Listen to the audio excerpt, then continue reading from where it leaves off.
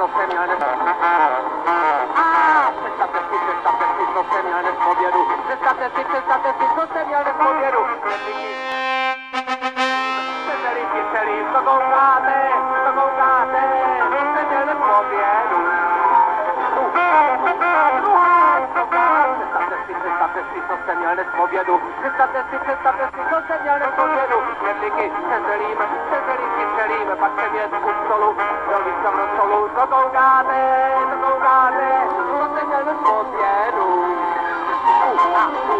Třetí koukáte. Představte si, co jsem měl dnes v obědu. Představte si, co jsem měl dnes v obědu. Knedlíky se zelím, kyselím, pak jsem jet u stolu, dolí jsem do stolu. Kapustu vařenou, jedli jsme jí praženou. Co koukáte, jsem měl dnes v obědu.